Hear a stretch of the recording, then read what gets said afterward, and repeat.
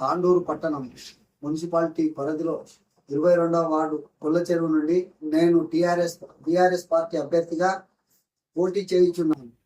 ఈ పోటీ చేయడం ముఖ్య ఉద్దేశం ఏంటంటే, గతంలో మున్సిపాలిటీ కౌన్సిలర్గా ఉన్న 22వ వార్డు కౌన్సిలర్గా ఉన్న వాళ్ళు ఎవరు కూడా అనేక సమస్యలు, ఎందుకంటే తాండూరులో ఉన్న మురుగు మొత్తం గొల్ల చెరువుకే చేరుతుంది. గొల్ల చెరువు చేరి ధూమలమయము, మురుగుమయము, ఎట్లాంటి దుర్గంధం అంటే విపరీతమైన దుర్గంధం ఉంటుంది ఈ మున్సిపల్ దీంట్లో. దీని పూడికతీత కోసం నేను గౌరవ ప్రభుత్వాన్ని దృష్టికి తీసుకుపోతా. అలాగే చైర్మన్ తోటి కొట్లాడి అన్న నేను మా మురుగు కాలువల సమస్యను, తర్వాత ఈ మురుగుని బయటపోయే విధంగా ప్రయత్నం చేస్తాను. అలాగే నీటి సమస్య విపరీతంగా ఉంది గొల్ల చెరువులో. ఎక్కడ పడితే అక్కడ మాకు బోరింగ్ కావాలి అని అంటున్నారు. కానీ వాళ్ళకు గతంలో మాడ బోర్లు వేసినాం, వీర బోర్లు వేసినాం అని చెప్తున్నారు. కానీ ఎక్కడ కూడా వీళ్ళు బోర్లు లేరు. గతంలో టిఆర్ఎస్ పార్టీ వేసిన బోర్లే, గతంలో ఉన్న నీళ్ళే, గతంలో ఇచ్చిన మిషన్ భాగీరథ నీళ్ళే ఉన్నాయి. అది కూడా గతంలో ఉన్న కౌన్సిలర్ ఏం చేసిందంటే తన ఇంటి చుట్టూ మున్సిపాలిటీని మిషన్ భాగీరథ వాడుకున్నాడు. తన అనుచరులకు అవసరమైన చోట మాత్రమే మిషన్ భాగీరథ లైన్ వేయించాడు.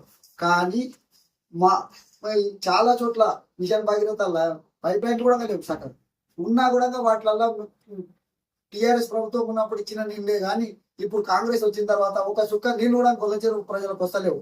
దీన్ని ఎవరు పట్టించుకుంటలేరు. ఖచ్చితంగా మిషన్ భాగీరథ మొత్తం గొల్ల చెరువులో వచ్చేటట్లా చూస్తా. అలాగే మురుగు కాలువల సమస్యలను తీరుస్తా. స్ట్రీట్ లైట్లు అక్కడక్కడ బంద్ ఉన్నాయి, అది కూడా స్టార్ట్ చేపిస్తా. ఉర్దూ మీడియం స్కూల్ దగ్గరికి పోతే అక్కడ పాపం ఎంత దినంగా ఉన్నా అంటే పందులు తిరుగులాడుతున్నాయి ఆ ప్రాంతం అంతా. చూసి నేను పరిచయం అయిపోయినా. కనీసం ఆ కాంపౌండ్ వాళ్ళు దుస్థితి కూడా ఘోరంగా ఉన్నది. ఆ స్కూల్ కు రంగులు కూడా లేవు కనీసం. అలాంటి దుస్థితిలో ఉన్నది ఉర్దూ మీడియం స్కూల్. ఆ ఉర్దూ మీడియం స్కూల్ కు డెవలప్మెంట్ కోసం కూడా నిధులు తీసుకొచ్చి ఎంపీతో కానీ ఎమ్మెల్యేతో కానీ ఎవరి నిధులను తీసుకొచ్చి ఖచ్చితంగా ఆ మురుగు సమస్యని అన్నిటినీ నేను తీరుస్తా. దోపిఘాట్ అయితే పందులమయము, అసలు పాపము. ఇక్కడ రజక లెక్క మా గొల్ల చెరువులో. కానీ దోపిఘాట్ని పట్టించుకున్న గతంలో ఏ పాలకుడు పట్టించుకోలేడు.